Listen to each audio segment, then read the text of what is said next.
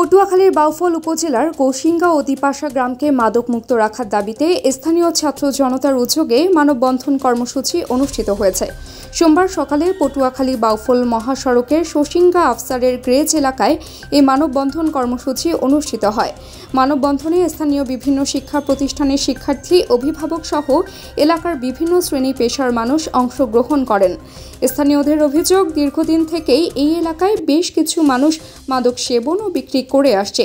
এতে করে স্থানীয় যুব সমাজ দিন দিন বিপদগামী হচ্ছেন।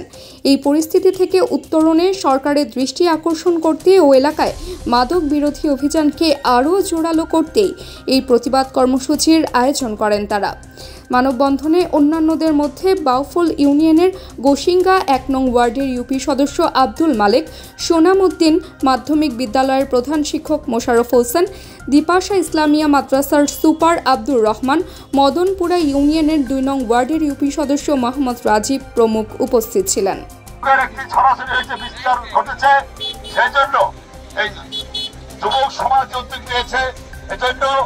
আমরা এলাকাবাসী তাদের পক্ষে আছি, তাদের সাথে আছি।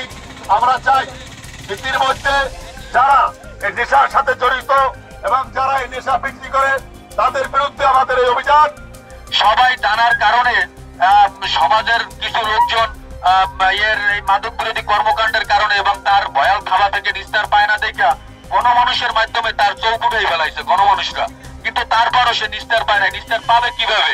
কারণ এলো বাঁশের পোড়ের মতো, নিজের চোখ গেছে তাতে সে ক্ষান্ত হয় নাই, এখন আবার তার 2টা ছেলে আছে এবং অন্য মদতদাতা। Arafat Talukdar, BMF news.